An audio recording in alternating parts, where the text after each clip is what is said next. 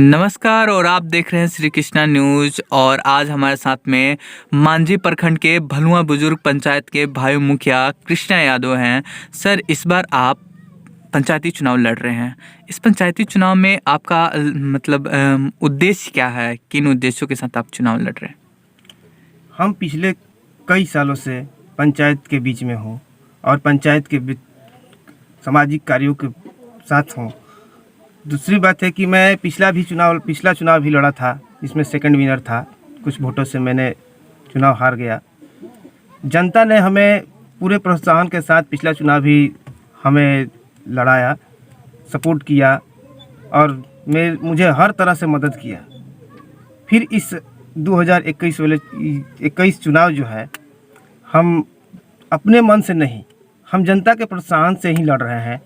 और हम क्या चुनाव लड़ रहे हैं? चुनाव हमें जनता लड़ा रही है, जनता हमारे साथ है, जनता भरपूर सहयोग कर रही है। उद्देश्य मेरा यही होगा कि मैं पंचायत में रुके हुए कार्यों को पूरा करूंगा। जो भी कार्य अभी तक अधूरा पड़ा हुआ है, जो भी हमारे यहाँ के प्रतिनिधि हैं पूरा नहीं कर पाए हैं, उस कार्यों को मैं अपने से जितना ज़्यादा से ज़्यादा संभव होगा प्रयास करूंगा और करूंगा। कृष्णा जी, एक मेरा क्वेश्चन है। भलुआ बुजुर्ग जो किसानों का पंचायत है, यहाँ पर सबसे जो ज़्यादा खेती होती है किसानों की होती है। किसान ही करते हैं, उनकी फसल को औने पौने रेटों पर बेचा जाता है। आप इस पर क्या कहेंगे किसानों के लिए? हमारे पंचायत में किसानों का ही एक उद्देश्य, हमारे पंचायत में किसान ही एक है जो कि यहाँ पर रोजी रोजगार का एक साधन है। इसके अलावा जो भी है, यहाँ पर पैक्सों का दबंगता है।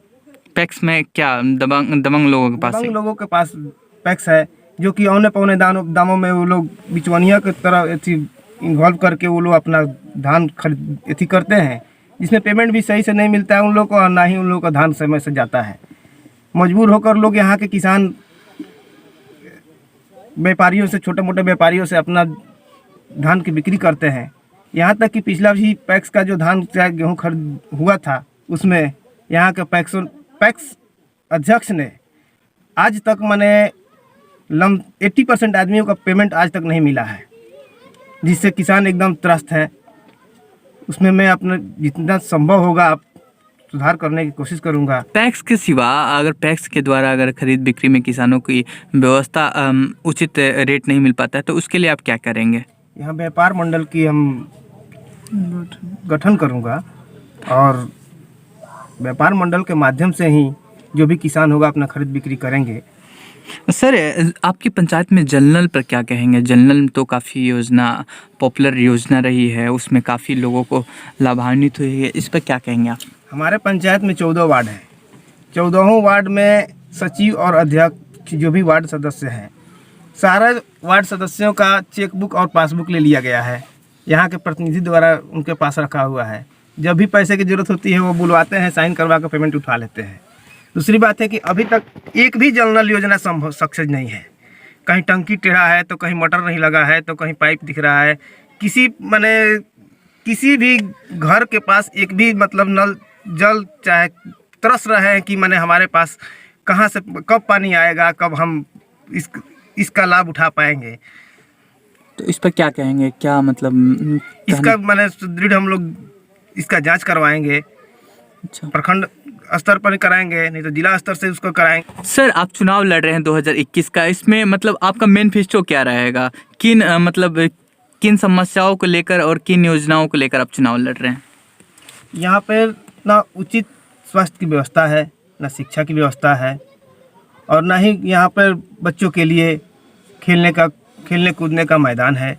तो आप क्या कीजिएगा स्वास्थ्य के क्षेत्र में? स्वास्थ्य के क्षेत्र में यहाँ पर छोटा हॉस्पिटल का व्यवस्था होना चाहिए, जो कि यहाँ पे जो भी बीमार पड़ता है, चाहे जो भी जिसको भी तबीयत खराब होती है, तो उन लोगों को या तो एकमा जाना पड़ता है या तो मांझी जाना पड़ता है।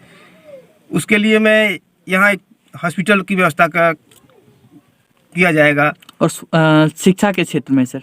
शिक्षा के क्षेत्र में स्कूलों की व्यवस्था उस तरह की है कि टीचर जिस हिसाब से कभी आते हैं कभी नहीं आते हैं, बच्चे कभी जाते हैं कभी नहीं जाते हैं। टीचर की समय से कोई देखने वाला नहीं है, कुछ करने वाला नहीं है। उस पर हम लोग गहन विचार करेंगे, उस पर सुधार करने की प्रयास करेंगे। और बच्चों के क्षेत्र में बोल रहे थे कि उनके लिए खेलने कूदने के लिए हाँ, क्या? बच्चों के लिए यहाँ पर एक भी पूरा पंचायत में आज तक कहीं फील्ड का व्यवस्था नहीं है, मैदान की व्यवस्था नहीं है जहाँ बच्चे खेल कूद कर प्रखंड स्तर पर जाएं, प्रखंड स्तर से जिला स्तर पर जाएं। तो इसके लिए क्या उसके लिए मैं भरपूर प्रयास करूँगा कि यहाँ मैदान की व्यवस्था हो, खेलने कूदने की व्यवस्था हो, प्रतियोगिताएं हो, जिससे बच्चे उत्साहित हों और आगे अपना भविष्य अच्छी कर सकें। धन्यवाद।